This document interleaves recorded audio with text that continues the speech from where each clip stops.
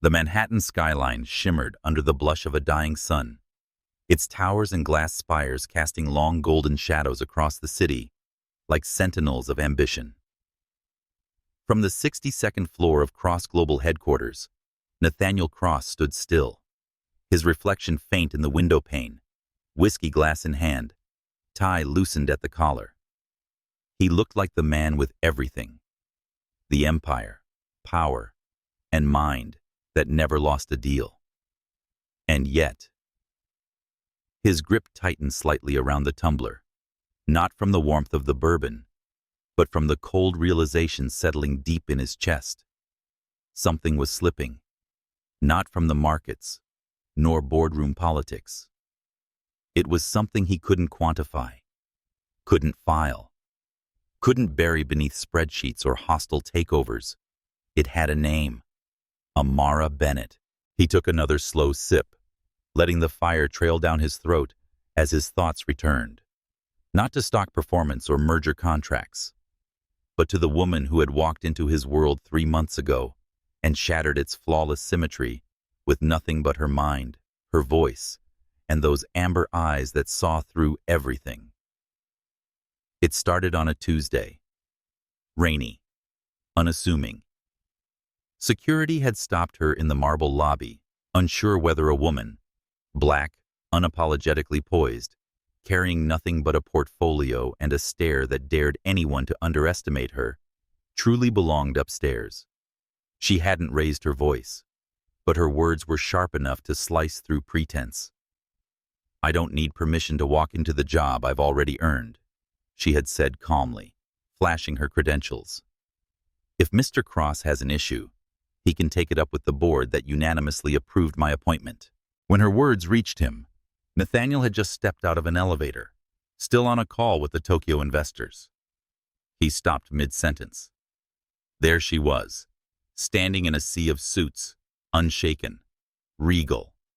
A woman forged not by legacy or bloodlines, but by defiance, intellect, and the will to break ceilings with her presence alone. He ended the call, walked straight to her. "Prove it," he said, folding his arms. She didn't flinch. He just arched a brow, and then launched into a critique of his acquisition strategy for a Pacific tech firm he'd spent weeks pursuing. In less than 10 minutes, she dismantled his logic. She rebuilt it with cleaner lines, fewer liabilities, and a razor-sharp legal framework that exposed vulnerabilities his entire legal team had missed. When she finished, he didn't offer praise, didn't smile. He said, "You're hired." To this day, he hadn't admitted, not even to himself, that he hadn't been the one doing the hiring that afternoon. She had hired herself and claimed the role with certainty, leaving no room for negotiation. And now she was everywhere. Not in a literal sense. Amara didn't linger. She was clinical, disciplined, and respectful of hierarchy. She kept her distance, too much distance, but somehow she was still there. In the precise way she annotated legal documents that landed on his desk, in the scent of jasmine that lingered long after she left the room, in the challenge she offered, silently, every time their eyes met across the boardroom table. She never looked away first. It was maddening, addictive, unacceptable. Nathaniel prided himself on control. It was his currency, his armor. And yet, 3 months into her tenure, he'd started to lose sleep. His once flawless routines faltered. He found himself lingering at meetings longer than needed. His gaze always sought her out. He measured the space between them like a battlefield, yet he never left it untouched. Tonight was no different. The skyline bled into the night. Manhattan glittered like a jewel box of secrets and power. And in the hollow of silence, his AI assistant's voice whispered through the office, crisp and efficient. "Mr. Cross, would you like to review the final filings for the Langston acquisition?" He stared out the window, fingers tapping the glass. "Not tonight," he muttered. Because tonight, he wasn't thinking about Langston's numbers or shareholder projections. He was thinking about her, about how easily she upended him, about the weight in his chest whenever she entered a room, and the unbearable quiet after she left. A madness comes with wanting what you know you can't have.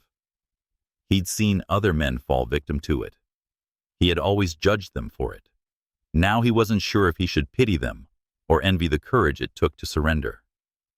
Deep down, he knew the empire he built brick by strategic brick was suddenly standing on softer ground, because in his meticulous planning and clever foresight, he'd forgotten to protect one thing: his heart.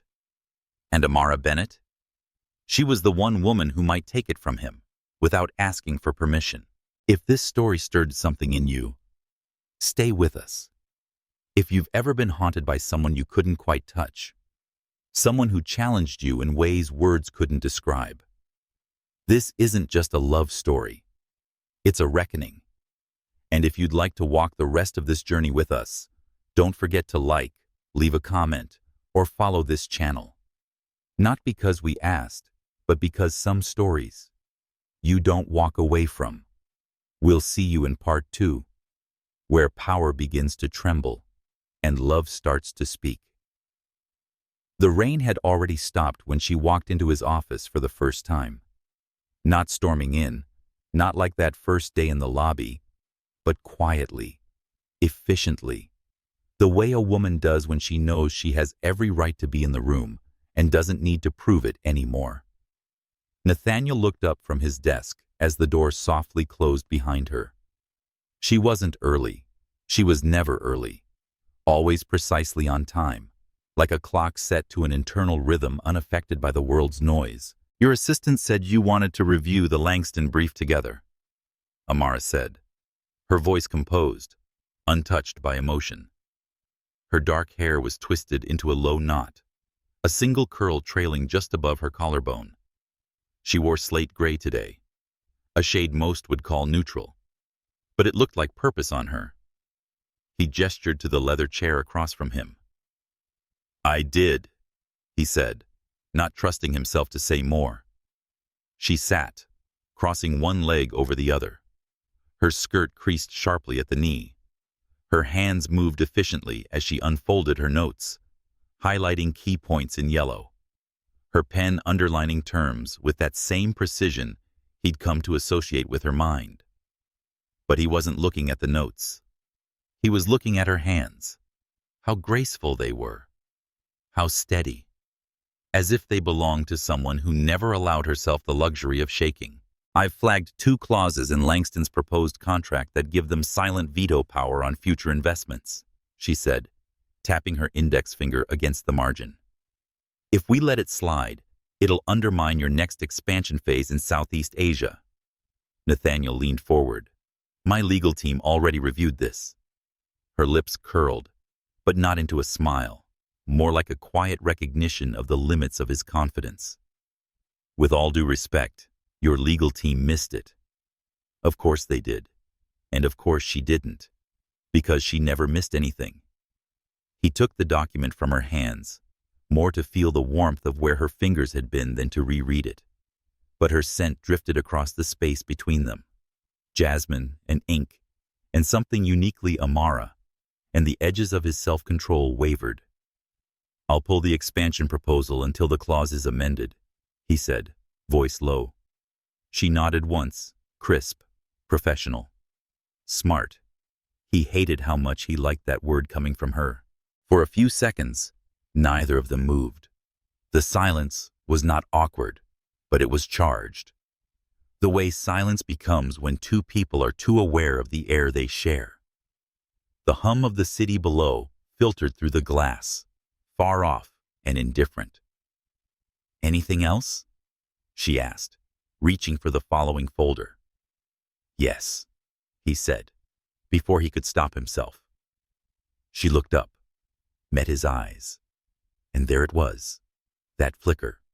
It wasn't bold, it wasn't even intentional, but something in her expression shifted. Just a little, a hesitation, a pause, like her heart had taken a breath and was waiting to see if his would echo it. He didn't speak. He couldn't. Not about that.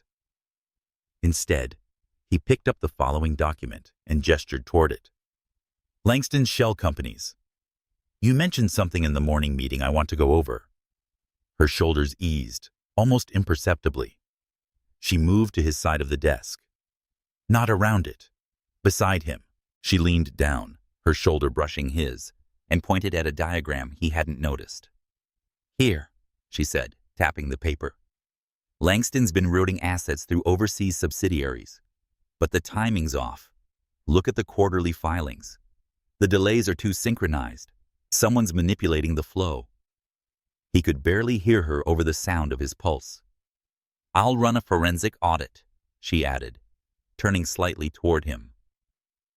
The movement brought her face closer, her breath a soft warmth near his cheek. But if I'm right, he's trying to mask ownership concentration.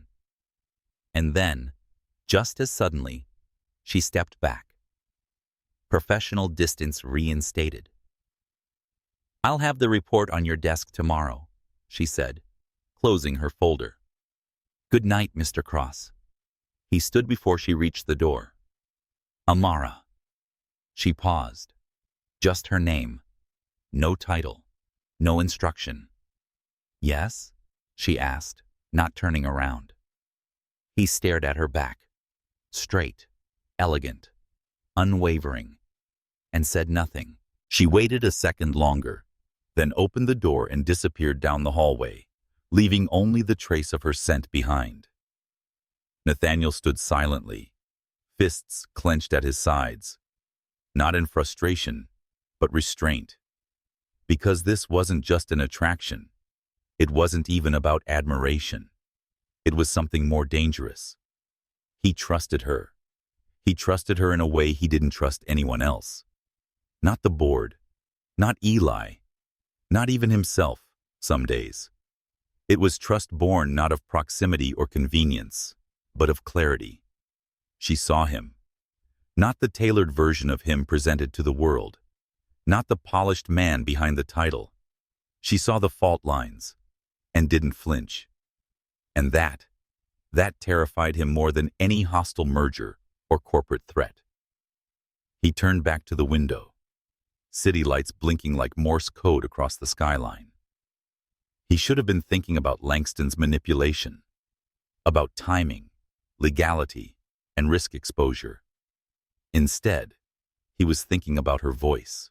Her breath was near his jaw, the way she didn't flinch when he said her name.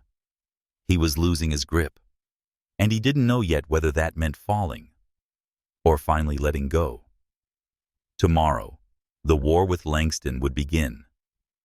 But tonight, Nathaniel Cross stood alone in his office with two truths. One, he was the most powerful man in Manhattan. And two, he was utterly powerless against the woman who made him forget why control ever mattered.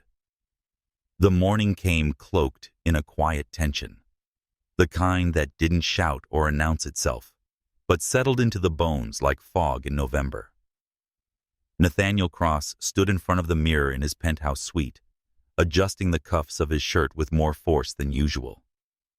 The silver cufflinks, engraved with the Cross family crest, refused to slide in cleanly, a minor annoyance, but one that symbolized the restlessness he hadn't been able to shake since the night before. He hadn't slept. Not really. His body had rested, but his mind, it wandered. Down hallways, into elevators, through boardrooms, and always toward one person. Amara. It was happening. He could feel it now in places he couldn't name. An unraveling, slow, deliberate, a thread being tugged by hands too gentle to resist and too strong to stop. She hadn't done anything. That was the problem. No seduction, no unspoken invitation, no lingering looks that could be misread. If anything, she'd gone out of her way to keep a line drawn. Clear, undeniable, which only made his obsession worse, because desire built on proximity faded. But desire built on restraint, that could burn a man alive. He fastened the final button on his jacket, checked his reflection one last time, and headed to the private elevator. 32 floors below, the legal war with Victor Langston was about to begin, and Amara would be leading the charge. The conference room was bathed in morning light, its glass walls catching every sliver of sun that dared to peek through the Manhattan skyline. The executive team was already seated when Nathaniel walked in. Eli Matthews to his right, Sasha Nguyen across the table, and Amara, eyes down, flipping through documents, in the seat closest to the screen. She looked up as he entered. No smile, no softening, just a respectful nod. It gutted him more than any flirtation could have. He took his seat. "Let's begin," she said, standing to present. And just like that, she took the room. She outlined Langston's financial trail with surgical precision, unmasking shell companies, exposing timing inconsistencies, tracing data streams through offshore accounts with a cool authority that made everyone else feel like they were playing catch-up. Her voice was steady. Her logic is airtight. Even the most skeptical faces around the table softened with grudging admiration. But Nathaniel wasn't watching the screen. He was watching her. She paused slightly between key points, giving people time to catch up. She held her pen between her fingers like a conductor might hold a baton, guiding the room, not forcing it. The woman was a symphony, and he couldn't unhear her. When the presentation ended, the room broke into low murmurs of approval. Eli leaned toward Nathaniel, whispering, "She's a goddamn assassin. Where'd you find her?" "I didn't," Nathaniel said quietly, eyes still on Amara. "She found me." Amara gathered her papers without looking up, already moving toward the door. Nathaniel stood. "Ms. Bennett, a word." The murmurs stopped. Amara turned slowly, eyes unreadable. "Of course." They stepped out into the hallway, the heavy glass door hissing shut behind them. "I want you to lead the next negotiation directly," Nathaniel said. She raised a brow. "That's not typical protocol." "I'm not interested in protocol," he replied. "I'm interested in results." A beat of silence passed between them. Then she tilted her head slightly. "You trust me that much?" He studied her. "Yes, I do." Her gaze held his, searching for something. Then she nodded. "Very well," she said. "I'll take the lead." She turned to walk away. "Amara." She paused again, glancing over her shoulder. "Yes?" His jaw tensed, hands at his sides, restraint bleeding through every breath. "I meant what I said. I trust you." This time, her eyes softened. Just for a second. Barely more than a blink. But it was there. "I know," she said. Then she walked away, heels clicking down the corridor like punctuation. Hours later, in the privacy of his office, Nathaniel sat behind his desk, fingers steepled, eyes locked on the skyline. But in his mind, he was tracing a different path, the quiet war blooming between his sense of duty and the pull of something more human, more fragile, and infinitely more dangerous. He'd spent years building an empire on the belief that emotion was a liability, that control was survival, that love was just a distraction people romanticized to excuse their undoing. And yet now, with every passing day, he felt more undone, not by chaos, but by clarity. He could see her too clearly, the brilliance behind the discipline, the fire behind the calm. The woman who could gut a billion-dollar deal with a 3-line clause, then disappear into her office like she hadn't just altered the fate of a corporation. And somehow, the most dangerous thing about her wasn't her mind. It was her silence. Because Amara never tried to pull him in. She stood there firm, still, sure, and let him fall. The air outside had turned colder than it should have been for late spring, sharp enough to kiss the skin beneath Amara's coat collar as she stepped out of the revolving doors of Cross Global. Manhattan's skyline loomed, glittering and indifferent, but the hum of the city did little to distract her from the conversation echoing in her head. "I trust you." 3 simple words, uttered by a man known for trusting no one. And yet, Nathaniel had said it with such clarity that it had anchored somewhere deeper than she wanted to admit. Trust was dangerous, especially when it came from a man like him. She had come to Cross Global to work, build, and prove herself capable and unshakable. And so far, she had succeeded. No one questioned her qualifications anymore. No one blinked at her seat at the table. But Nathaniel Cross? He had never treated her like she was earning her place. From the moment they met, it was as if he saw her already standing at the top, and that unsettled her, because it made her wonder what else he saw. Amara wrapped her scarf tighter as she walked, weaving between cabs and late-night city dwellers, her mind far from the bustling sidewalks. Nathaniel had never crossed a line, not once. But the weight in his gaze when he looked at her, the way his voice lowered when he said her name, it was starting to unravel the line she had drawn herself. And no matter how many hours she poured into strategy, audits, or negotiations, it was always there now. That question humming beneath her ribs. What would happen if she let herself fall? Nathaniel watched her from the window. He hadn't meant to. He rarely lingered in his office past 8 unless something demanded it. But tonight, he found himself standing there, long after the lights on the 62nd floor had dimmed, eyes following her as she disappeared into the crowd. She moved like someone who belonged to no one, with steps measured and unafraid. It was that self-possession that drew him first. But now, it was something more profound. He admired her brilliance, respected her ethics, feared her ability to disarm his defenses with nothing more than quiet honesty.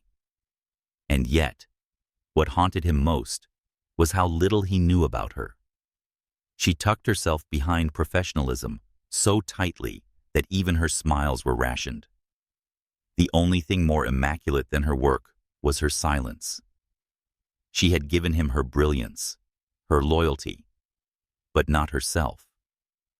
He didn't know where she went when she wasn't in the office, didn't know who had shaped the quiet steel in her voice, or what kind of childhood carved a mind that sharp. He didn't even know if she let anyone hold her at the end of the day, or if she, too, stood by a window wondering what it would be like to break the rules for something that felt real. Nathaniel turned away, rubbing his fingers over his temple. His reflection stared back at him from the glass. Controlled, precise, the man he had taught himself to be. But lately, that version of himself had begun to feel hollow. Because when he thought about success now, it wasn't the victory of landing Langston's empire or closing another billion-dollar deal. It was the image of Amara walking into a room. The air shifted when she spoke, the impossibility of her nearness, and the ache that came every time she left.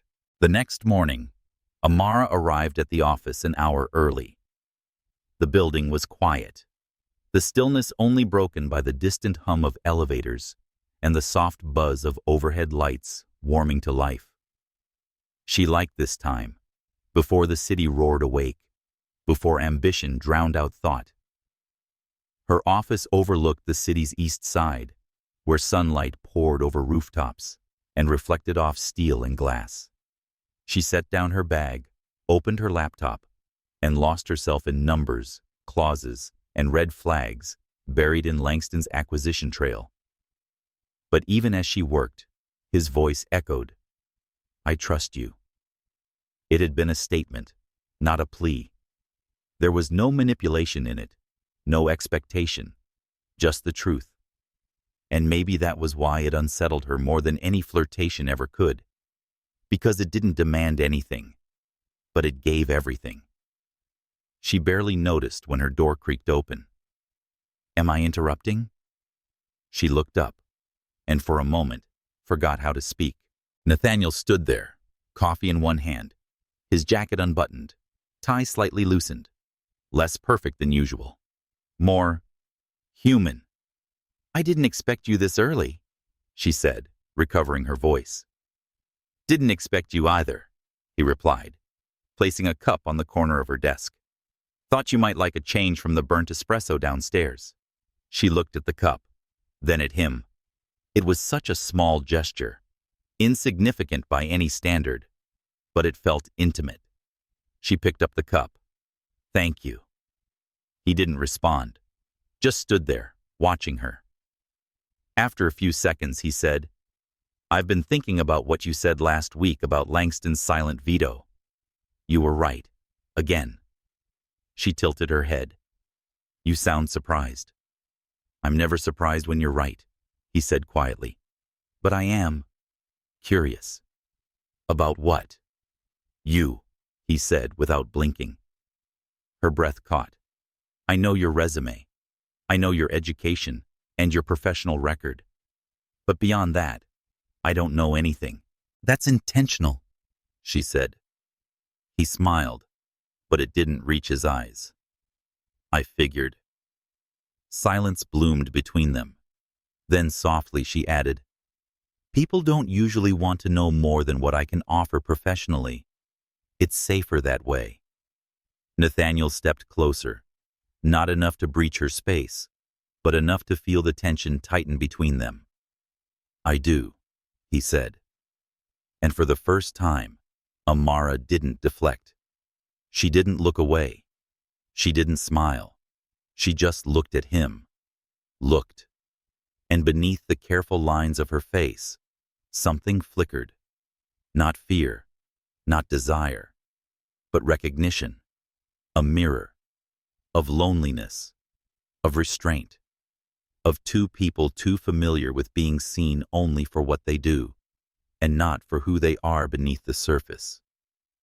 He took a breath, but before he could speak again, her phone rang, loud and jarring.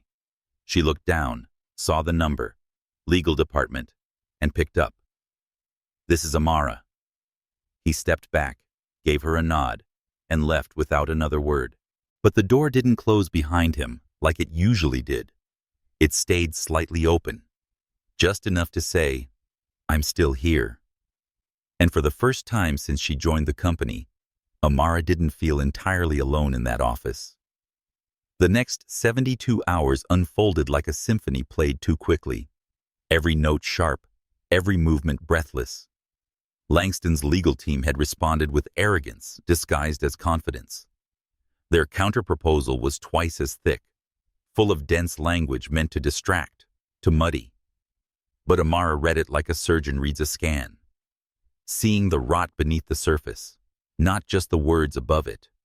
And Nathaniel, for all his usual control, was on edge. Not because they were losing, he didn't lose, but because every meeting now came with the unspoken presence of something more personal, more fragile. A glance held too long, a silence drawn out too wide, a breath caught between two sentences. Each interaction had become charged, not with fire, but with something slower and more dangerous, like a fuse waiting for a spark. On the fourth night, the office was nearly empty. A storm had rolled in unexpectedly, rain battering the windows, turning the city into a blur of lights and motion. Thunder cracked somewhere over the Hudson, distant but insistent. Amara was still at her desk. Everyone else had gone home hours ago, but the glow of her desk lamp pooled across notes, drafts, legal memos, a constellation of thoughts stitched together with discipline. She rubbed her eyes, leaning back in the chair. Her blazer hung on the back, her sleeves pushed up, collar loosened just enough to feel like breathing again. She didn't hear the footsteps. She felt them. And when she looked up, Nathaniel stood just outside the doorway, as if he'd been watching her for some time. "You're still here," he said. "I could say the same to you." He stepped inside. The storm cracked again, louder this time. Rain blurred the glass behind him, casting streaks of silver across the walls. For a moment, it felt like they were suspended in some pocket of time, where only the two of them existed. He looked around her office, the neatness of it, the quiet order she insisted on. Then, with uncharacteristic softness, said, "You keep this place too clean." She arched a brow. "Would you prefer chaos?" "No," he said, looking at her. "Not the room. I'd just like to see what you look like when you're not trying to keep everything in line." She didn't smile, but she didn't look away. "Some of us don't have the luxury of being messy," she said. He leaned against the doorframe, arms folded, but his voice dropped lower. "And some of us never learned how to be anything else." That made her pause. There was no arrogance in his tone, no bait, just a confession. It was as if he were trying to meet her halfway across a chasm neither had named. He stepped closer, slowly, as if giving her time to stop him. She didn't. "I think about what you said," he continued, "that it's safer when people only want what you can do." A beat. "I used to believe that too. Still do sometimes." "Then why are you here?" she asked quietly. "Because I want to unlearn it." The words settled into the room like a second storm, quieter but far more dangerous. She sat still, her eyes locked on his, trying to decide what would happen if she let herself believe him. I believe in his desire or kindness, and the possibility that this wasn't a game for him, that it had never been. He walked toward her desk, placed a single folder down, then rested his hands on the edge, leaning forward just enough for her to feel the pull of him across the space. "I'm not going to cross a line you haven't drawn," he said. "But if you draw it, I'll follow." Her throat tightened. The man who ruled boardrooms, who silenced billionaires with a glance, was standing here, offering her a choice he had never provided anyone. And suddenly, the strongest woman in the building felt something she rarely allowed herself to feel. Shaken. She stood, walked past him. For a moment, he thought she was leaving, but she didn't. She walked to the window instead. The city was in chaos outside. Taxis skimming puddles, headlights blurred by rain, thunder whispering against the glass. But inside, the silence was deafening. She didn't turn when she spoke. "You're used to getting what you want." "I'm used to people giving it to me too quickly," he replied. "And what if I don't?" He took a step closer, but not too close. "Then I'll wait." She turned slowly, her expression unreadable, but her voice was softer now, threaded with something she rarely allowed him to see. "Waiting is dangerous. It makes people think something is promised." He held her gaze, not flinching. "I'm not asking for a promise. I'm asking for time." Another beat passed, and then, finally, she said, "Time. I can give." It wasn't a surrender. It wasn't permission. But it was something. He nodded, understanding the weight behind it. The restraint. The courage. And maybe that's what had drawn him to her all along. Not her brilliance, her resolve, or even her elegance under pressure, but her ability to hold the world at arm's length, while still daring, somehow, to let him reach for her. There were moments in life, fleeting, fragile, when nothing changed and everything shifted. It was the morning after the storm, and the world outside Nathaniel's penthouse window looked rinsed clean. The sky was a pale wash of blue, clouds softened into watercolor streaks, as if the city had pressed pause for a breath. The silence was intact inside, but his thoughts moved restlessly beneath it. He hadn't touched his coffee. It sat cooling beside him, untouched like the stack of emails waiting on his laptop. Instead, His gaze remained fixed on a point far beyond the glass, on nothing in particular, yet unmistakably tethered to someone. Amara. Not her name, voice, or even the curve of her silhouette stayed with him most. It was the stillness, that precise moment when she'd stood by the window, wrapped in city light, and said, "Time, I can give." It wasn't a seduction. It wasn't a green light. But it had carved out a space between them, an invisible thread neither pulled, yet both could feel. She had opened something, and Nathaniel had felt himself stepping across an internal threshold he hadn't even known was locked. For years, he had built his life on systems, predictability, outcomes. Even his passions, business, risk, expansion, were still arenas of control. But this thing with Amara, it lived outside that frame. He didn't know where it would lead. He only knew he couldn't walk away from it. In the office, Amara was the picture of composure. She arrived precisely at 8:27, like always, with her sleek black coat and low heels tapping steadily through the marble foyer. Her assistants greeted her with the same hushed respect, filling her inbox with the usual urgency of legal chaos. Her mind, too, was disciplined, filing, categorizing, prioritizing. But her body betrayed her. When she sat, her fingers lingered at her lips, as if recalling a word that hadn't been spoken. Once timed to her tasks, her breath hitched slightly when she thought of him. She hated it, resented that one conversation. A few charged glances had the power to echo across the rhythm of her life. She had always kept her world clean. Nathaniel Cross wasn't clean. He was composed, yes, polished, brilliant, without a doubt. But beneath that suit and steel was a man not used to waiting, a man with an appetite wrapped in civility.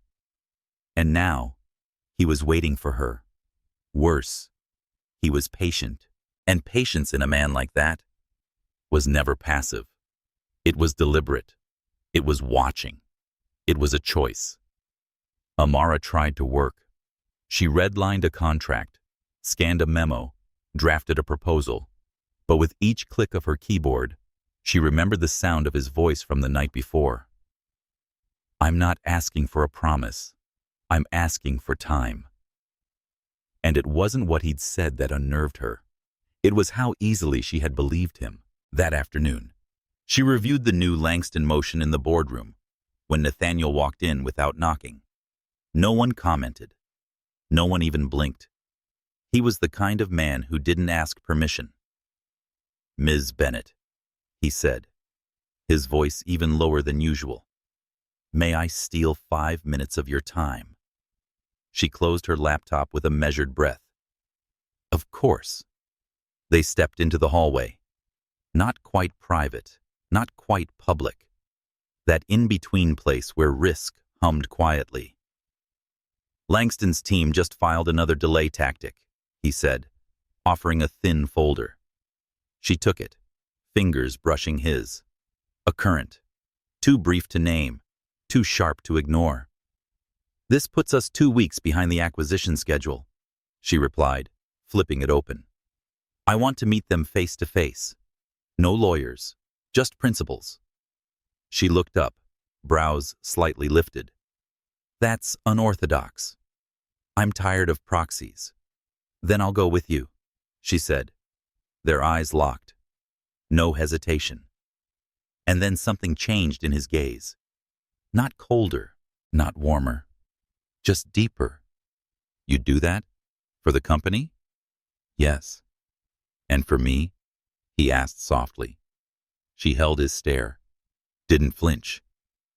"I'd do what's necessary," she said. He nodded, slowly.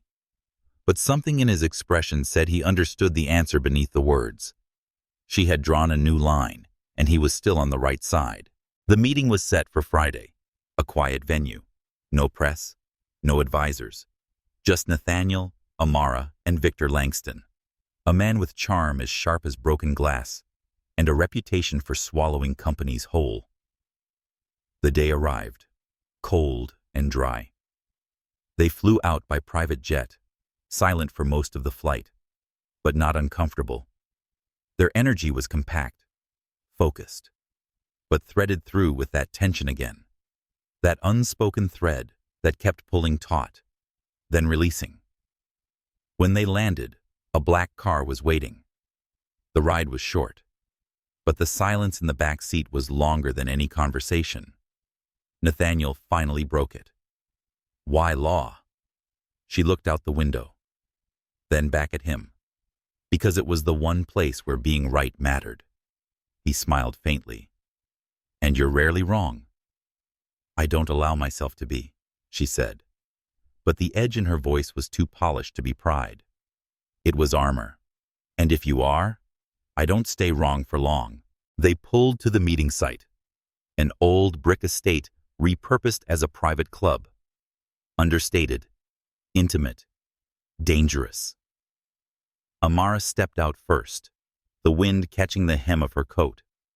Nathaniel followed, and for a moment, as they stood side by side at the threshold, he looked at her not as his legal counsel, but as the person who had somehow, quietly, become the only presence that calmed his storms. He didn't reach for her, didn't speak. But in the pause before they entered, Amara turned slightly, just enough for their shoulders to brush. And that was enough. Enough to say, whatever happens in there, I'm not letting go of this thread just yet. The room was dimly lit, the kind of lighting designed not for comfort, but for power. Heavy oak paneling lined the walls, absorbing sound, absorbing breath. A long table, polished to perfection, cruel in its symmetry, waited beneath a chandelier that glowed like soft firelight. It wasn't a negotiation room. It was a chessboard. Victor Langston was already seated at the far end, a tumbler of scotch resting near his elbow, untouched. He stood as they entered. "Mr. Cross," he said smoothly. "Ms. Bennett." Amara nodded, her posture immaculate. Nathaniel didn't bother with pleasantries. He sat. She followed. There was no assistant, no second chair. That was the agreement. No one but the decision-makers. No distractions. Victor was older, but age hadn't worn him down. It had sharpened him. His salt and pepper hair was precisely cut, his suit midnight blue, his smile dangerously polite, the kind of man who once got away with anything, simply because he never raised his voice. "I'll admit," Victor said as he eased back into his chair, "I was surprised by the direct request. You usually prefer shields and battalions." Nathaniel's tone was even. "I prefer results." Victor chuckled. "And the lovely Ms. Bennett. She's the sword now, not the shield?" Amara didn't blink. "I'm whatever the situation requires." That stopped Victor's smile cold, just for a breath. He read power well, and for all his ego, he recognized when he'd underestimated the wrong person. "Then let's not waste time," he said, setting down his glass. "You want my media assets. I want liquidity, but I don't want to be bled dry, and I don't want to give you the crown jewels." Nathaniel leaned forward. "You've already mortgaged those jewels twice. You need this acquisition more than we do." Amara remained still, quiet, but her fingers gently tapped once against her notebook. A cue. Nathaniel caught it. He shifted slightly. "Victor," she said then, calm and deliberate, "we've reviewed your holdings. The valuation we proposed was generous, given the status of your debt. If you were in a position to negotiate from strength, we wouldn't be sitting in this room. You're here because you know we're the only exit that doesn't ruin you." There it was. No threats, no anger, just truth, delivered with surgical grace.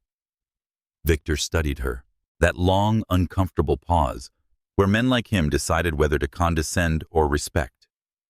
Then he exhaled slowly. "You're sharper than the lawyers I've known in 20 years. "I'm not one of your lawyers," she said. His grin returned, but this time it was edged with something else. Intrigue. Resignation. "So what's your counteroffer?" The meeting stretched for 2 hours. Neither side raised voices, but the room was thick with low-burning tension. Amara guided the tempo like a conductor, knowing exactly when to let silence work, when to press, when to let Nathaniel take over. They moved in tandem, seamless, powerful. By the time they left the estate, it was nearly dusk. The sky had softened into lavender and bruised blue, the light that made the city feel eternal and temporary. Inside the car, neither of them spoke for a while. Then, softly, Nathaniel said, "You were magnificent." Amara didn't answer at first. She was looking out the window, eyes distant. "You weren't surprised," she said after a moment. He turned toward her. "No, but I was proud." That made her blink, slowly. "Proud," she echoed. "That's not something people say to me. Then they've been blind." She met his gaze, and for a moment, the weight of everything she carried threatened to crack the shell she'd built. Years of being the most intelligent woman in the room. The only black woman in the room. The one who had to be right, not just good, to survive. And here was Nathaniel, looking at her not with awe, but with something gentler, something steadier. Recognition, not just of her talent, but of the person inside it. "You weren't always like this," she said suddenly. "Like what?" "Careful, kind, measured." He gave a faint smile. "No, I used to be sharper, crueler, a hammer, not a scalpel." "What changed?" "You," he said. She laughed, soft but honest. "Don't say things like that." "Why?" "Because I might believe you. I want you to." That silenced her again. The car rolled through the city's outskirts and eventually pulled into the driveway of their hotel. It was understated, elegant. Rooms already reserved, keys already prepared.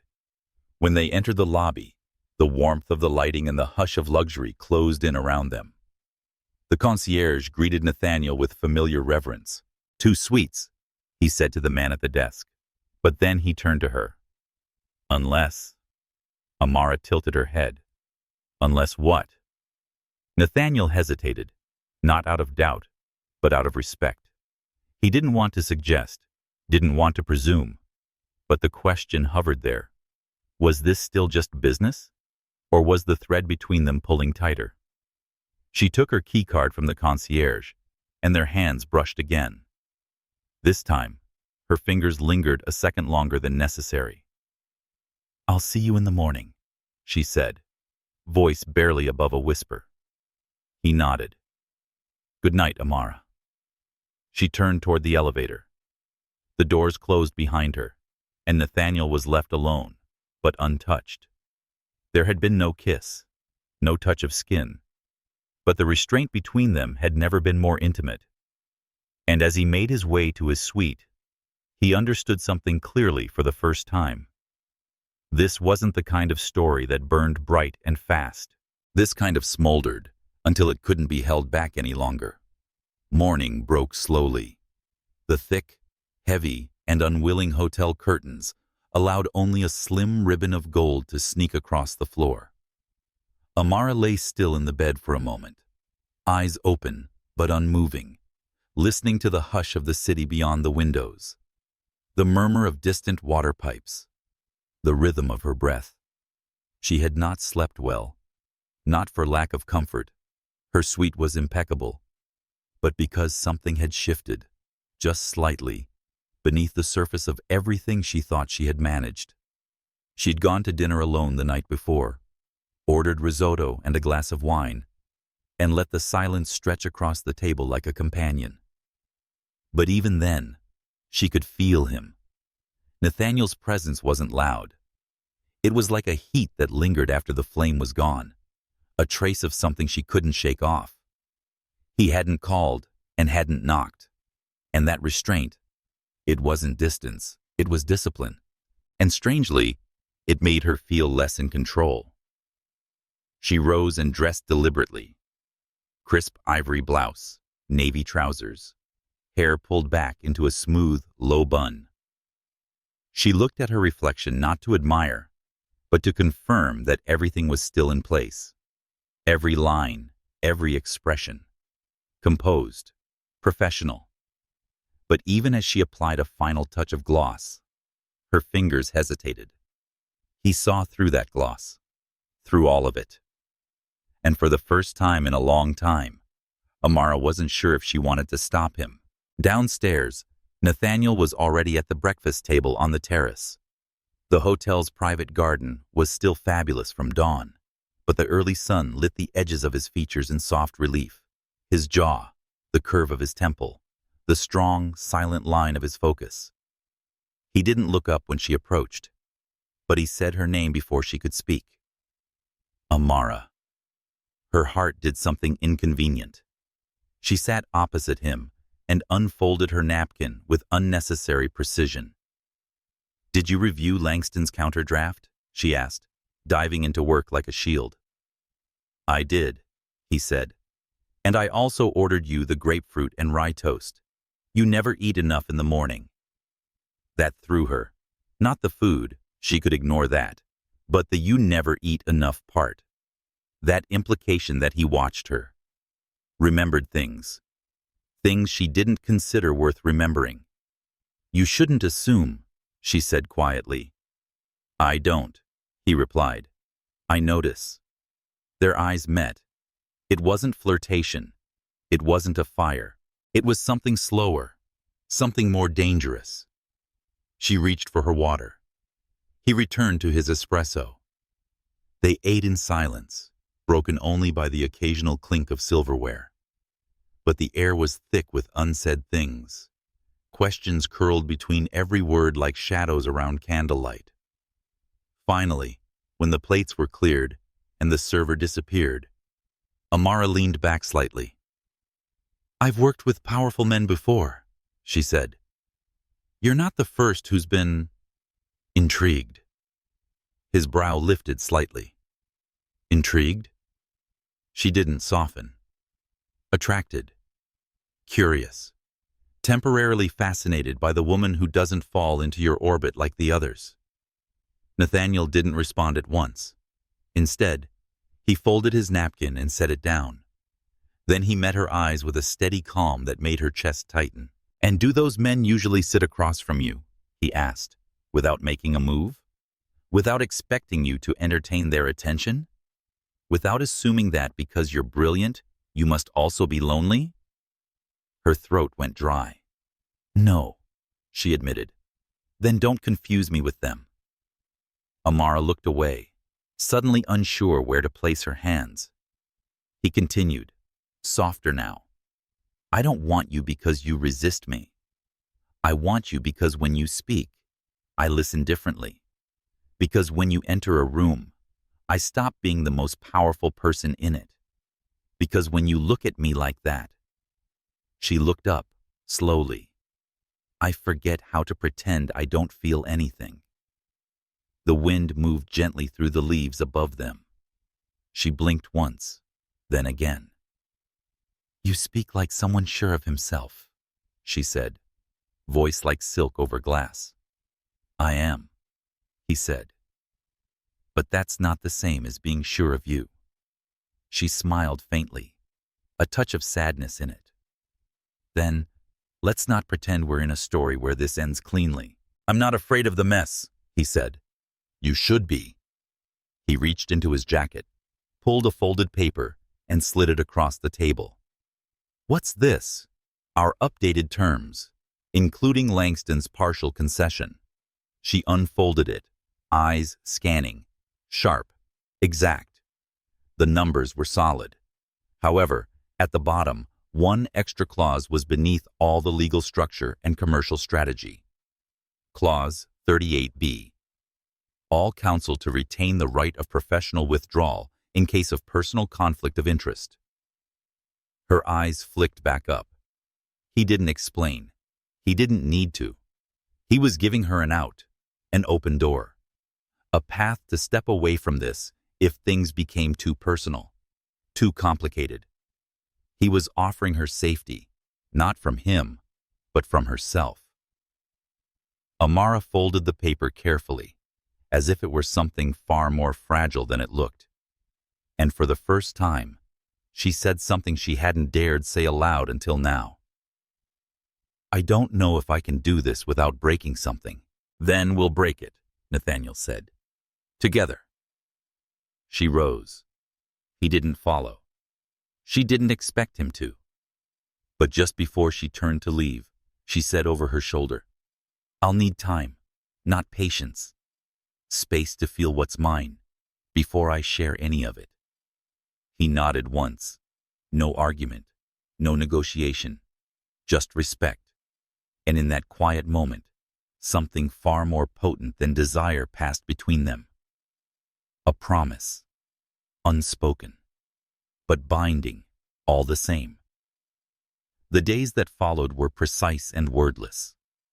Amara threw herself into work with the kind of elegant ferocity she possessed, refining drafts, closing negotiations, reading contracts with a scalpel's patience.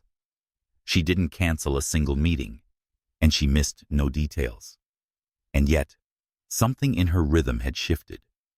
Her presence was quieter, not diminished, just more inward, like a symphony lowered to a whisper, every note still perfect, but now playing in a key no one else could hear. Nathaniel noticed. From across the boardroom table, from the short elevator rides when she stood beside him, her shoulder a breath away, her eyes on her phone, from the silence she left after handing him updated files, deliberate, clipped, polished. And in that restraint, she was more powerful than ever, because even when she gave him nothing, she remained unforgettable. One evening, well past midnight, Nathaniel sat alone in his penthouse office. The city outside pulsed with artificial stars, glass, steel, light, and his glass of bourbon remained untouched. He replayed their last real conversation in his mind. "I'll need time, not patience. Space to feel what's mine, before I share any of it." He hadn't touched her since, hadn't tried to. It wasn't fair. It was something more complicated. Trust. Letting someone choose their path toward you, and resisting every instinct to meet them halfway. But trust didn't make it easier. He missed her. Not the physical closeness, though he did ache for it. It was the mental intimacy he craved. The way she saw through him. Not the curated version, but the flawed, flickering man beneath the steel. She made him want to be known. And now she was holding that knowledge at arm's length, protecting it like a secret too sacred to share. Meanwhile, Amara wasn't sleeping much. There was no single reason. Just the accumulation of thoughts she couldn't silence once the lights were off. The stillness of night peeled back the professionalism and left her bare beneath the weight of things she couldn't name. She didn't miss him, not in the way people typically meant it. She felt him. He lived in the space beside her hand when she reached for coffee. In the echo of a sentence he would have challenged during a client debrief, in the memory of how he looked at her that morning, sunlight tracing his cheekbones like a secret. And she hated it, because she had spent years becoming a fortress. Women like her didn't allow themselves to need.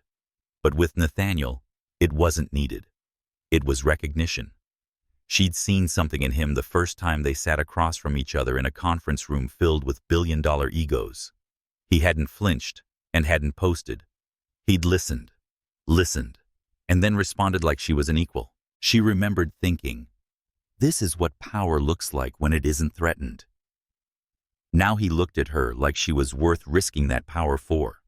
And Amara didn't know what to do with that. The breakthrough came in the form of something unexpected, mundane even. It was a Wednesday. She reviewed a case that had nothing to do with Nathaniel's holdings, a smaller client, a real estate merger, paper-heavy, predictable. She was scanning a clause on property liens when her phone buzzed. A text. From Nathaniel. No pretense today. I'm proud of the way you rewrote the arbitration clause last quarter. I used it in another deal. It held perfectly. Thought you should know. That was it.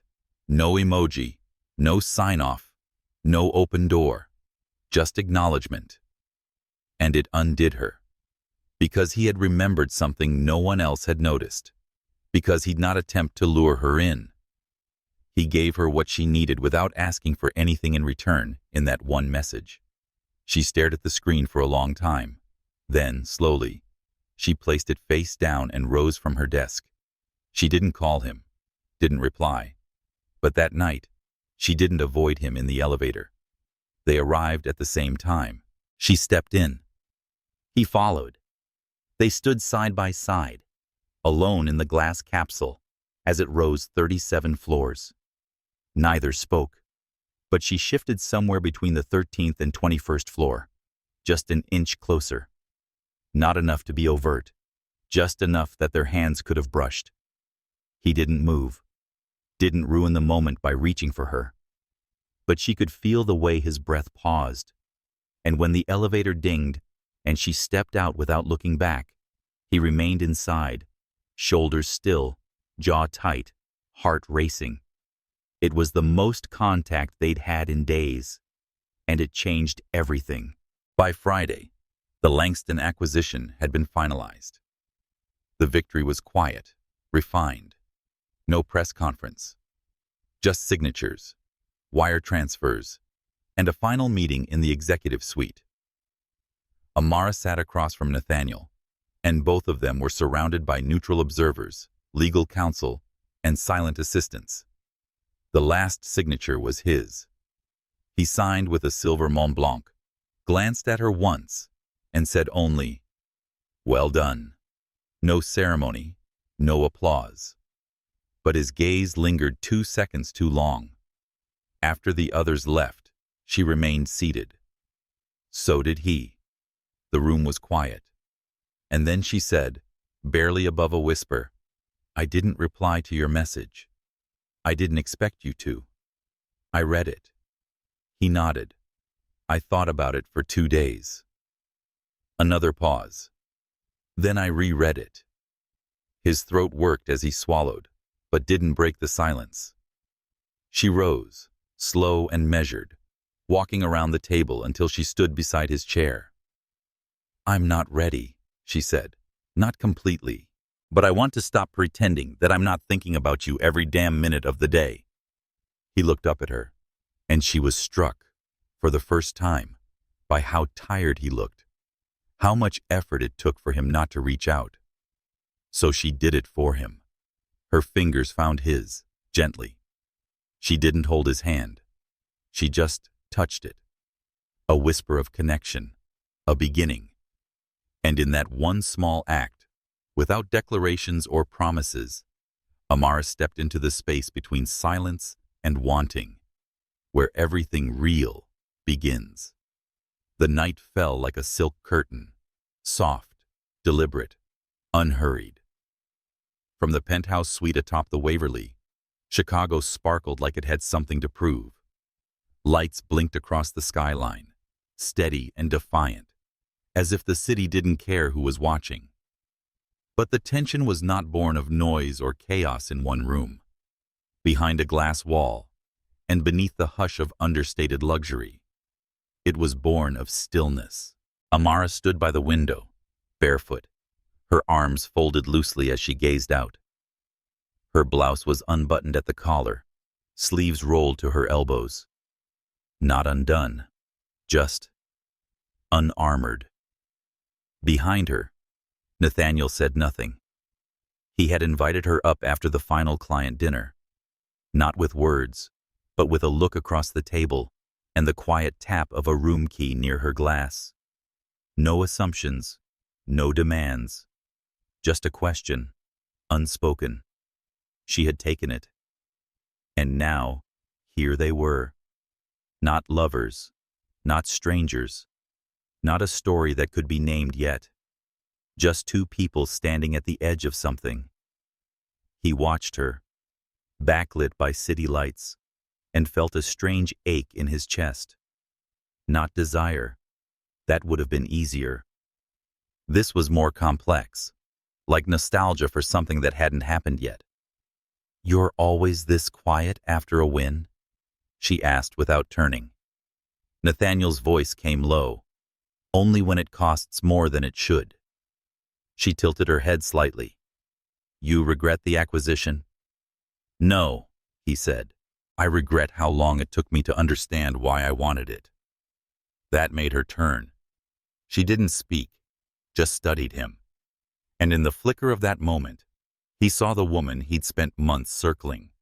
The brilliant strategist, the composed negotiator, the woman whose silence said more than most people's declarations. And also, the woman letting him see her now, without the mask. He took a careful step toward her. "I used to think control was everything," he said. "That if I just kept my hands steady, nothing could shake me. No one could reach me unless I let them." "And now?" she asked. "Now I'm standing in a room with you, and I can't tell if I'm in control or completely exposed." Amara's smile was faint but discernible. "That's the thing about glass walls, Nathaniel.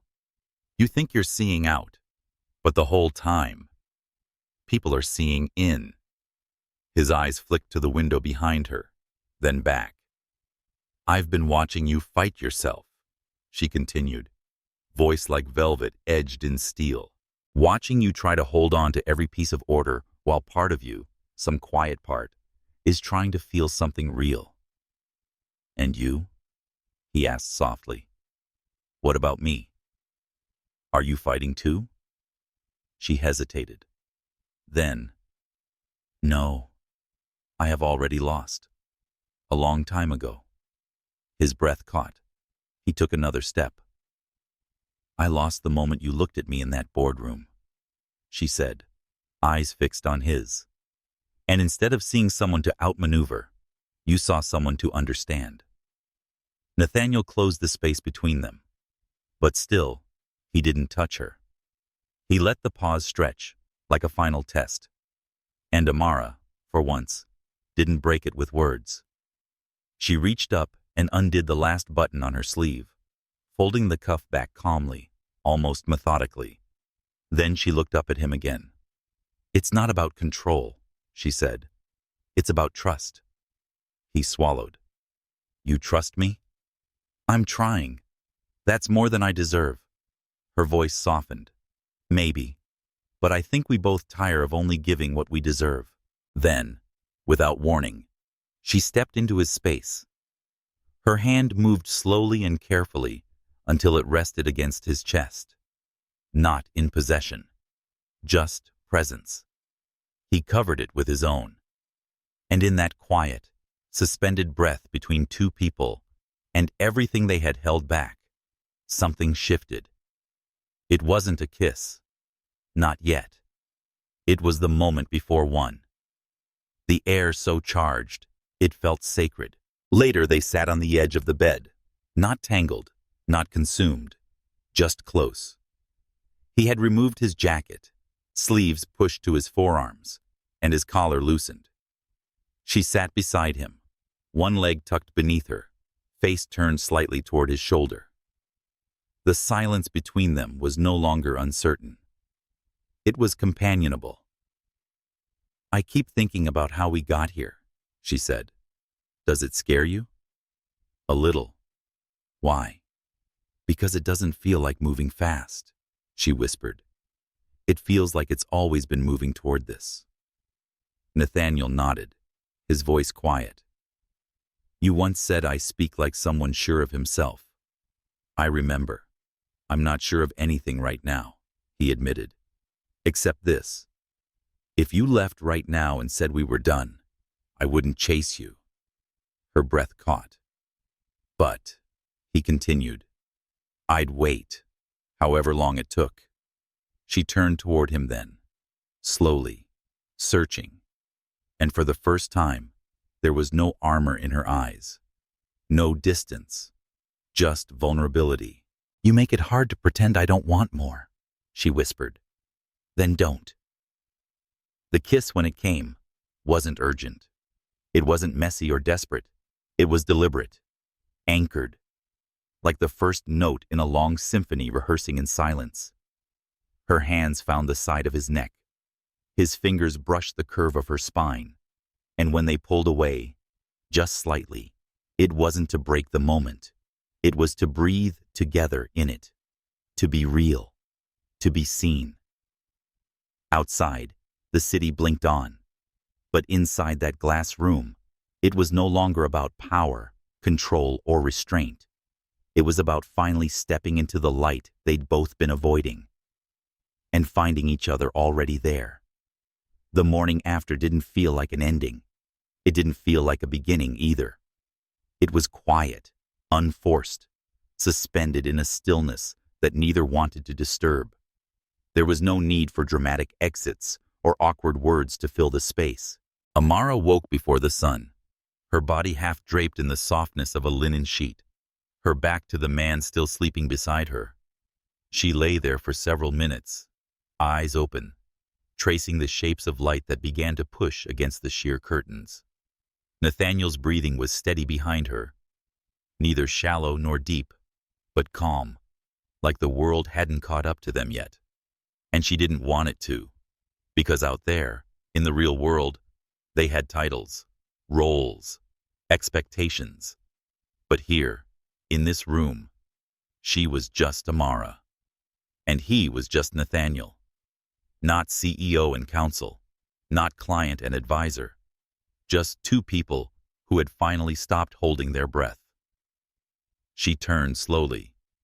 He stirred, just slightly, eyelids fluttering, but he didn't wake, not fully. And so she allowed herself a moment she rarely permitted, to watch someone.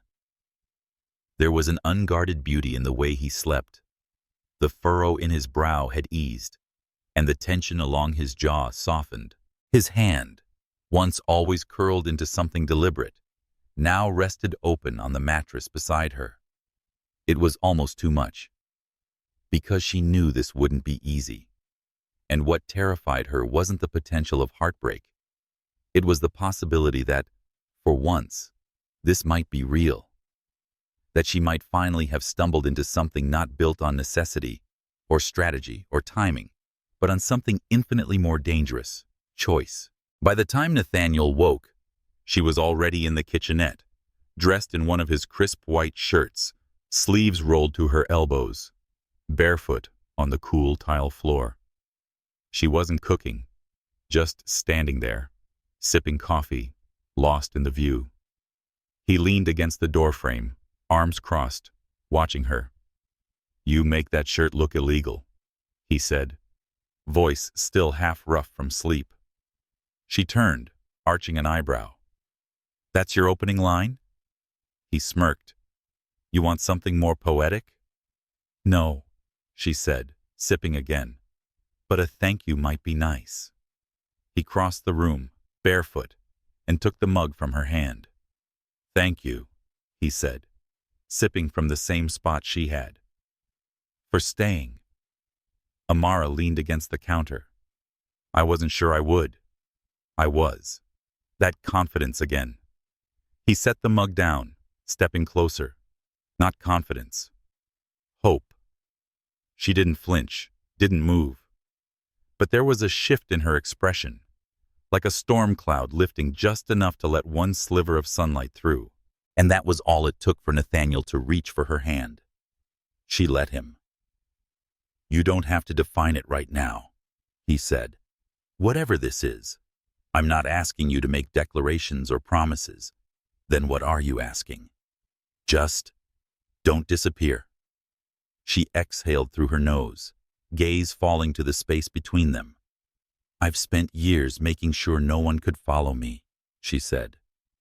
"That when I walked away, there'd be nothing to trace." His thumb brushed the inside of her wrist. "And now?" She met his eyes. "I don't know," she said. "I think I want to be found, just not captured." "I'm not here to capture you, Amara," he murmured. "Only to stand still long enough for you to come back, if you want to." Her throat tightened. There was nothing grand about the moment. No music, no sweeping embrace. Just breathe. Just honesty. Just the ache of two people trying not to ruin something fragile before it even had the chance to exist. Later that day, Amara returned to her apartment. It was strange how unchanged everything looked. The same orchid on the windowsill. The same documents fanned across her desk. The same scent of bergamot and cedar lingered from her diffuser. But something in the air had shifted. Or maybe it was her. She moved slowly through the space, placing her bag on the chair, pulling her hair back into a low twist, washing her hands with an ease that bordered on ritual. She didn't check her phone, didn't rush into emails.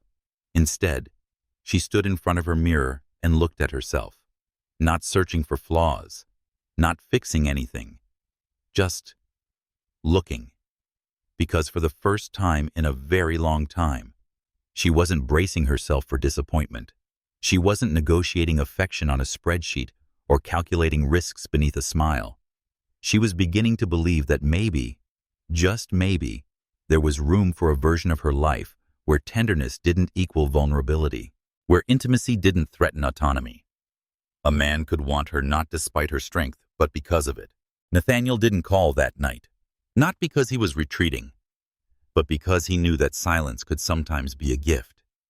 And she didn't reach out either, not out of pride, but because she was learning to sit inside the unknown and let it breathe. Because love, if that's what this might become, wasn't forged in constant proximity, poetic texts, or urgent gestures. It was built in moments like this. A night apart. A shirt was still hanging in her closet. A taste of coffee on her lips. A pulse that steadied, not because someone arrived, but because she knew they wouldn't leave. It was the kind of afternoon that lingered in memory, not for its grandeur, but its quiet. A hush that settles over the world just before something changes.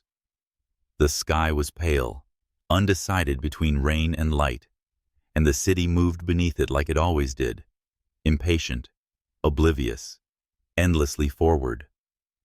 Amara sat alone in the conference room, documents spread before her like chess pieces, numbers, clauses, signatures, the language of power, the armor of logic. She wasn't reading them, not really. Her mind drifted, uncharacteristically so, because lately, the edges of her focus had begun to blur where Nathaniel was concerned. It was dangerous, that awareness. Not loud, not disruptive, just persistent, like a low hum behind everything she touched. And she didn't know how to make it stop, because a part of her didn't want to. The night they'd spent together had altered something fundamental, not in the way of epiphanies or grand awakenings, but in small, invisible ways. She moved differently now, more aware of the spaces she used to guard, more conscious of what it meant to be seen and not just observed. That was the thing about Nathaniel. He didn't chase her. He didn't corner her with charm or force his way into her solitude. He waited, not passively, but deliberately. And somehow, in that patience, he became harder to ignore. She saw him again 2 days later. Not planned, not orchestrated. Two people in the same high-rise crosspaths at the elevator bank. He stood there, phone in hand, tie slightly loosened, jacket draped over his arm. The look he gave her wasn't eager or hopeful. It wasn't unreadable either. It was steady. She stepped into the elevator beside him without hesitation. "Afternoon," he said, voice warm but restrained. "Hey." A silence settled. Not awkward, not heavy, just there. "I heard your presentation to the Hong Kong board was surgical," he said after a moment. She glanced sideways. "They asked for numbers. I gave them blood." A corner of his mouth lifted. "You always do." The elevator chimed softly as it rose. "Are you free tonight?" he asked carefully. "I have dinner with a client. Tomorrow?" She didn't answer right away, not because she didn't want to, but because wanting had become a complicated thing. "Let me get through this week," she said, eyes forward. He nodded, no disappointment in his expression. "Don't disappear," he murmured, echoing the words he'd once said. She turned to face him fully now, her eyes level with his. "I'm still here," she said softly, "even when I'm not visible." The elevator doors opened. She stepped out, heels clicking on marble. He stayed behind. Neither looked back. But both felt the air shift as the doors closed between them. That night, Amara stood at her kitchen window, with a glass of red wine in hand, the city unfolding before her like a language she used to speak fluently, but now had to relearn. She wasn't lonely. She'd long since made peace with solitude.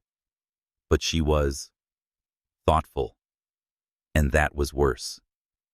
He wasn't a fling because Nathaniel wasn't someone she could tuck neatly into a category. It wasn't a mistake. It wasn't a liability to be calculated. He was a mirror, and she wasn't used to being reflected. How he looked at her, without agenda or praise, was almost unbearable, because it meant he saw past the competence, past the polish. And he still stayed. Maybe that's what frightened her most. Not that he might leave, but that she might want him to stay. Elsewhere in the city, Nathaniel sat at the edge of his piano bench, fingers grazing the ivory keys. He hadn't played in months, not since his father's passing. Music, for him, had always been tied to memory, to ache, to history. But now, it felt like a place where he could put things without names. He didn't know what he and Amara were. He didn't need to. What he knew was this: every time he chose not to pressure her, not to demand more than she could give, she came a little closer, not physically, emotionally, with pauses that lingered longer, with silences that said more than words, with eyes that didn't look through him, but into him. He played something low and slow, nothing rehearsed, just notes following one another, uncertain but honest, a melody built not on perfection, but on presence. And in that, he felt her, not in the room, but in the spaces between notes, in the echo that remained long after the keys stopped moving. The next morning, Amara arrived at the firm early. Too early. The city hadn't fully woken. The halls were still, the lights dimmed. She liked it that way, being the first to breathe the air, before the world complicated it. She walked to her office, and the click of her heels was a lonely percussion. On her desk, a sealed envelope waited. No name on the front, no handwriting. She hesitated, then opened it. Inside was a single sheet of paper, cream-colored, thick, and on it, a short passage typed in a font she didn't recognize. "You never have to explain the way you protect your heart, but if ever you decide to lower your guard, know this: I will not cross the line. I will wait on the side you invite me to stand on. And I will never ask you to be less than you are, so that I can feel more like a man." N. Amara read it twice. Then, she folded the page and placed it inside her drawer, beneath her daily planner, away from view, but not from memory. Somewhere deep within her, a thread loosened. Not snapped, not broken, just loosened. The unraveling made room for something new, something neither of them could name yet, but both could feel. The rain didn't pour that evening. It whispered, a gentle, steady sound against glass, like fingertips trailing over the memory of something half forgotten. The kind of rain that didn't ask to be noticed, but was impossible to ignore once you did. Amara sat curled on the end of her couch, a book open in her lap but unread, the edges of her thoughts folded elsewhere. Nathaniel hadn't reached out in days, not with texts, unexpected coffees, or quiet elevator glances. And it wasn't his absence that unsettled her. It was the ease of it, the lack of pressure, the way he gave her space without turning away. He'd meant what he wrote, not in the performative way men sometimes do, where language becomes currency, but in the quiet confidence of someone who didn't need to be in control to feel present. And that unsettled her far more than she wanted to admit. Because if Nathaniel had been the kind of man who pushed, who demanded answers before she was ready, she could have kept him at a distance without guilt. But he wasn't. He gave without taking, waited without punishing. And that, more than anything, made her want to move toward him. The next morning, Amara walked into the firm dressed in navy and silk, structured, elegant, precise. The kind of ensemble that said, I am untouchable even when she wasn't trying to be. She didn't go to her office. She went straight to the 25th floor, to him. The reception area outside Nathaniel's workspace was quiet. His assistant looked up, momentarily startled by the sight of her. Amara had never come here unannounced before. Not like this. I'll let him know. No need, she said gently. Is he in? The assistant nodded, already reaching for the intercom, but Amara had already opened the door. Nathaniel was by the window, on the phone. When he turned, his eyes landed on her without surprise, just a slow, dawning warmth that changed the room's temperature. He ended the call with an easy, I'll circle back, then set the phone down and faced her fully. She closed the door behind her. For a moment, they just looked at each other. No greeting, no preamble. Just breathe. I read your note, she said quietly. And? It unsettled me. I know. You knew I'd find it? No, he replied. I hoped. She stepped further into the room. The light through the floor-to-ceiling windows traced along the curves of her shoulder, her cheekbone. Nathaniel stood still, hands relaxed at his sides, every line of his posture open. I'm not used to being seen, she said. I know. Not like that. I wasn't trying to unnerve you. I know, she echoed. Another step forward. Do you remember the first time we met? She asked. Of course. I hated you. I was aware. You walked into that conference room with too much confidence and not enough listening. He smiled. And you told me my projections were charmingly naive. They were. He tilted his head. And now? She hesitated, then answered with stunning honesty. And now? I'm afraid of what happens if I stop hating you. Nathaniel took a step toward her. Not enough to close the distance. Just enough to be with her. I can live with your fear, he said gently. I just don't want you to carry it alone. Silence fell again, but this time it wasn't loaded. It was generous. Amara's shoulders softened. Her arms, once crossed in that quiet armor she wore so well, fell to her sides. I never thought I'd meet someone who understood that love isn't a surrender for some of us. It's a negotiation, a risk analysis. Nathaniel nodded slowly. I don't need all of you at once. Just honesty. Whatever you can give. I don't know what I'm capable of. He stepped closer again, and this time, she didn't step back. Then let's find out together, he said. Her breath hitched. Then, she nodded. Not a grand declaration. Not a cinematic climax. Just a simple, yes, that didn't need to be spoken. They didn't kiss. Not in that office. Not surrounded by glass and expectation. Instead, They sat side by side on the couch beneath his window, coffee cups untouched on the table between them. And Amara told him things about her father, who once told her to never lean on anyone too hard, because the world would always take the chance to let her fall.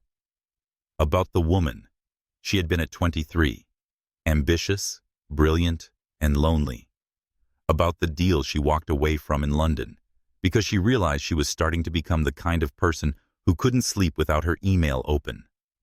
Nathaniel listened, not with interruptions, not with attempts to fix, just listened. And then he told her things too, about the silence after his mother died. He'd nearly sold out of grief about the company, about how he spent so long being successful that he forgot how to be happy. At one point, she reached for his hand, not to comfort, but to anchor herself, and he let her. They sat like that for hours, and Amara turned toward him with no uncertain gaze when the sun began to lower behind the cityscape, casting shadows across their faces.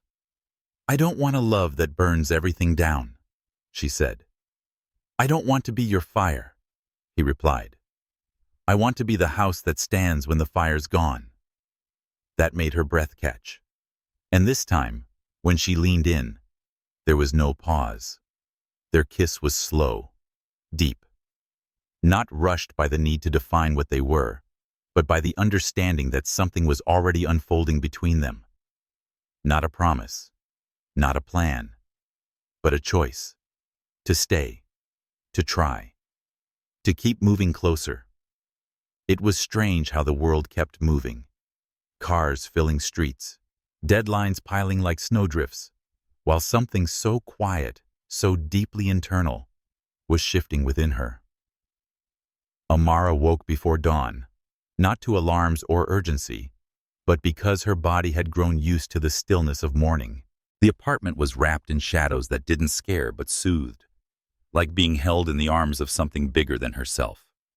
Nathaniel was still asleep beside her, his arm loosely draped across the space between them, not possessive, but present.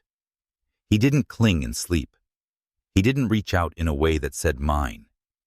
Instead, he existed beside her like breath, constant, unspoken, necessary. And that might have been the most intimate thing of all. She sat up slowly, careful not to wake him, and reached for the silk robe hanging neatly at the edge of the bed. As her feet touched the floor, its coolness grounded her. She moved through the apartment with the silence of someone who's learned to carry herself without disturbing the world around her.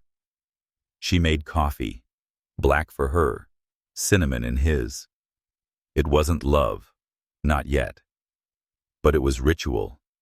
And that, she was learning, mattered just as much. When Nathaniel stirred, the sun threaded pale gold through the windows, casting lazy shapes across the hardwood floors.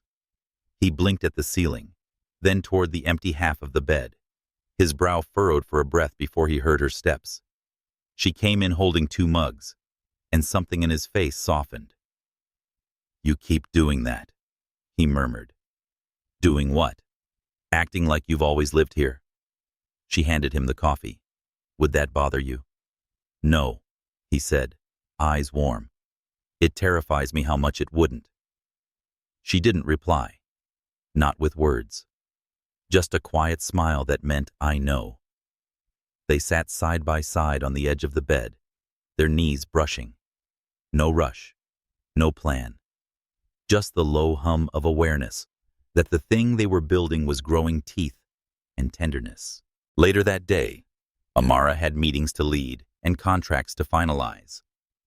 Her calendar reminded her she was still the woman who once negotiated hostile mergers like a chess grandmaster. She hadn't forgotten that part of herself. But somewhere between the boardroom and her car, she paused. It was raining again. Not like before. This was the kind of storm that made people run for cover. But she didn't.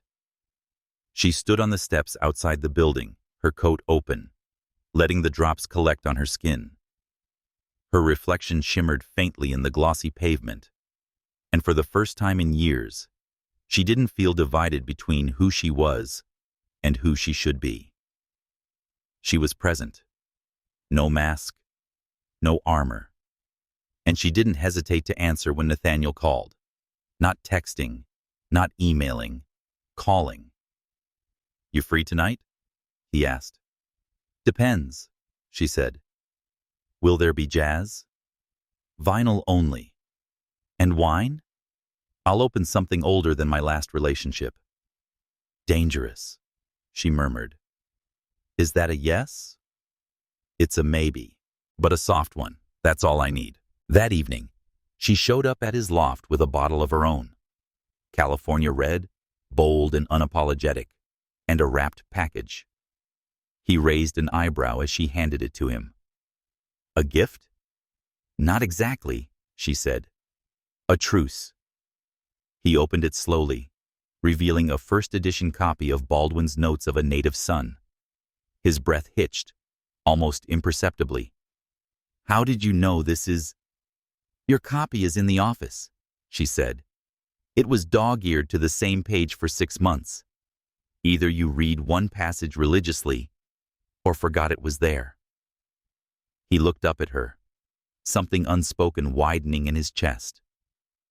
"I never forget what matters," he said. The room fell still, and then he set the book down gently, like it was made of something that could bruise. They danced, not in the traditional sense, but in the way their conversation wound around the night, unhurried. He played Coltrane, and she hummed under her breath.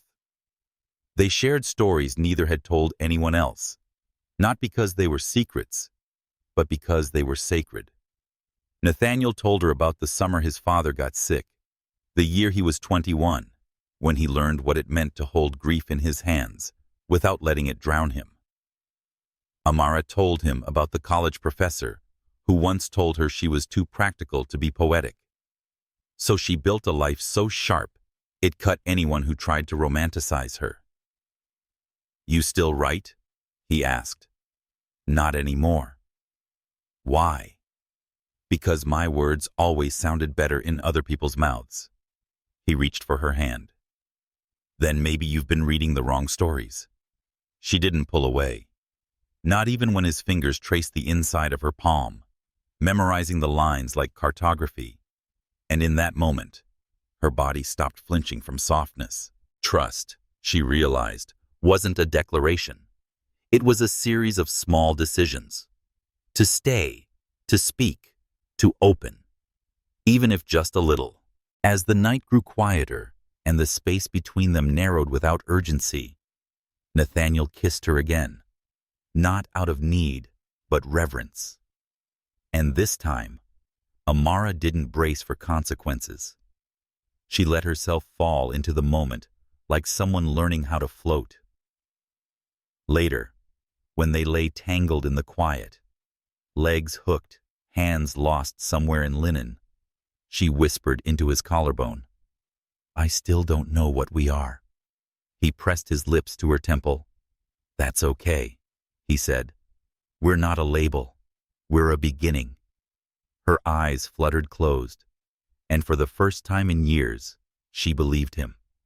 Spring arrived quietly in the city, not with bursts of color or sudden warmth, but with a subtle shift, the kind that happened in the way the morning air no longer bit at the skin, or the way sunlight lingered a few minutes longer each evening. The skyline remained the same, but its mood had softened, as if even steel and glass could exhale. Amara noticed it one Thursday morning as she stepped out of her building, heels clicking gently on the pavement.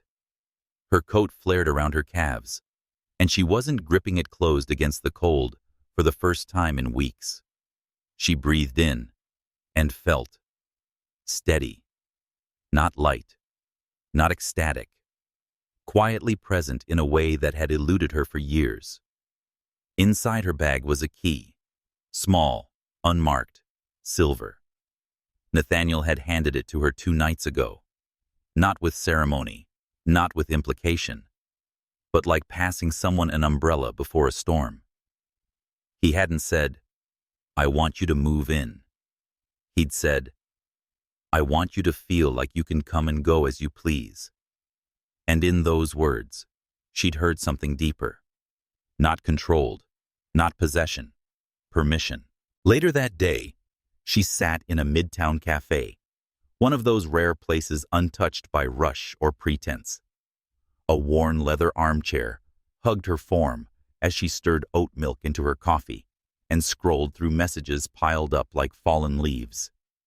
M&A requests, budget clarifications. A pitch meeting has been rescheduled, all familiar. But her focus kept drifting to the night before. The way Nathaniel kissed her shoulder as she typed at his kitchen counter was not to distract her, but to remind her that she was seen. The way his voice lowered when he asked her if she wanted him to stay up or sleep first. To the quiet comfort of someone not needing her attention to feel connected. There was something revolutionary about it, and terrifying. Because Amara had lived so long in spaces where love came attached to expectations, warmth was always transactional, and affection was either reward or leverage. But this was different. Returning to her apartment that evening felt less like a sanctuary and more like a chapter she hadn't realized was closing. She moved through the room slowly. Bookshelves, window seat, the spice rack she never used. All of it held echoes of the woman she'd had to be to survive. Disciplined, detached, brilliant, but not soft. She sat on the edge of her bed, still in heels and silence, and let the moment pass. And then, for the first time in years, she cried. Not from sadness, but from the overwhelming clarity. She didn't have to keep choosing between success and softness, between excellence and intimacy. She could be both. With the right person, she didn't have to fracture herself to be loved. She could unfold. That weekend, Nathaniel took her to the house upstate, a quiet retreat nestled between tall pines and an old lake that glimmered like slate under the afternoon sun. They drove with the windows down, music low. His hand rested on the gear shift, occasionally brushing hers. The conversation wasn't constant, but it never stopped mattering. At the house, he showed her the small studio he'd been fixing. "I used to come here to write," he said, opening the door. She stepped inside. The space smelled of cedar and old books.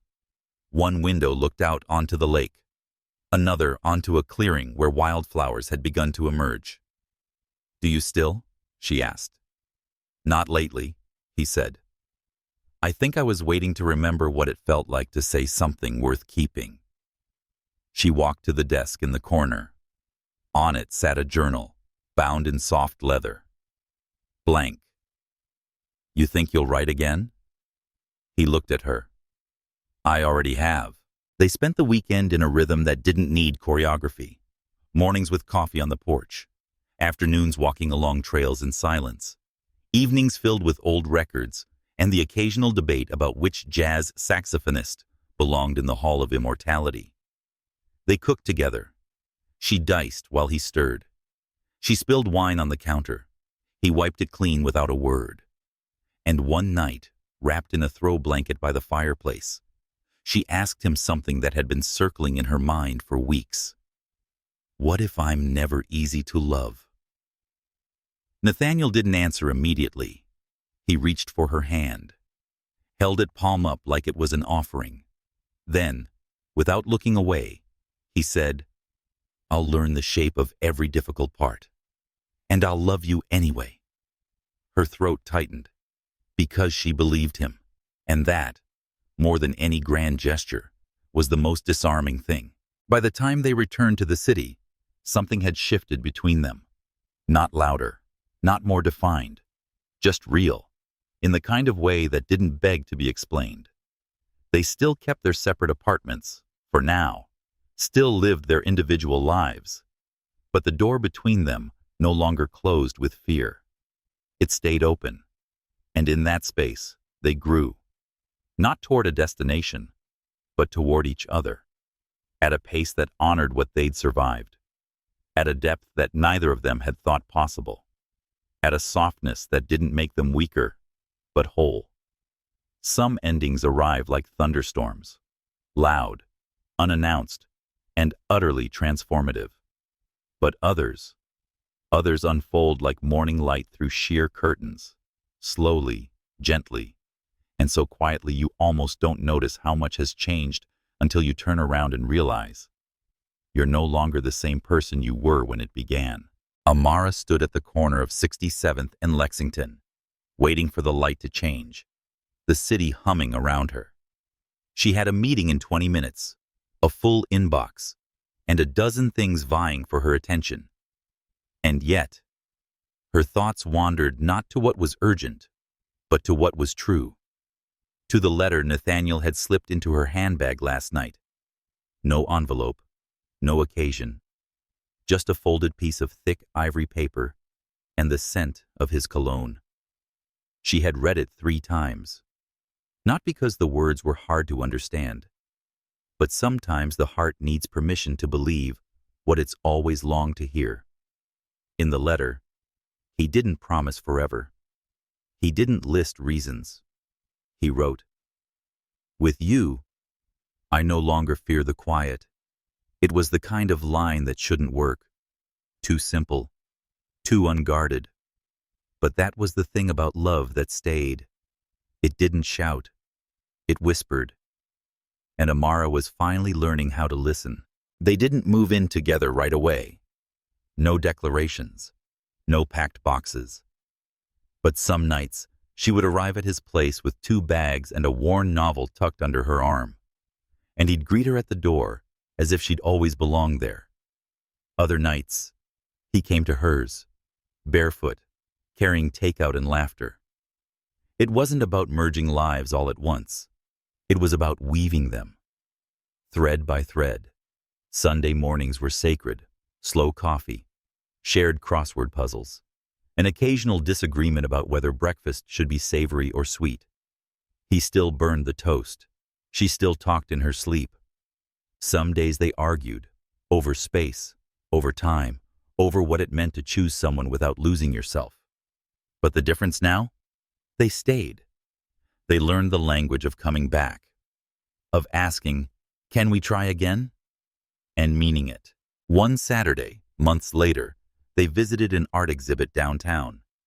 Amara lingered before a canvas, a storm of black and silver, brushstrokes jagged and soft at once.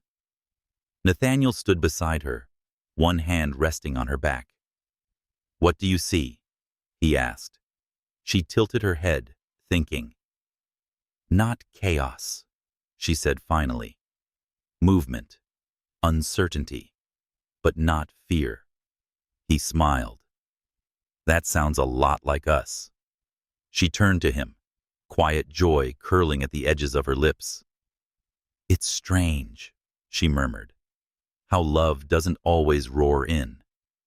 Sometimes it drips into your life like water through stone, slow, unrelenting. And eventually," he added, "it makes space, even in the hardest places." They walked out into the sunlight, hand in hand. And for the first time in years, Amara didn't wonder how long it would last. She didn't measure the moment. She lived it. Later that evening, Nathaniel fell asleep with his head on her lap, the quiet hum of the record player lulling the room into calm. Amara ran her fingers through his hair, thinking not about the past or the future, but about now. How rare it was to feel unhurried, how brave it was to be fully seen, and how beautiful it was to love someone who didn't need her to be anything other than exactly who she was.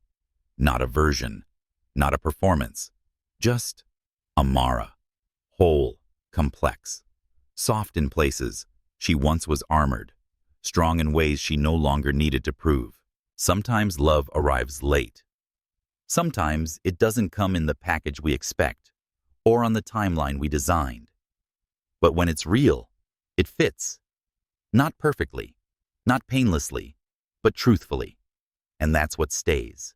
If this story stirred something in you, if you've ever loved slowly, quietly, or against the odds, don't forget to like, comment, or follow this channel.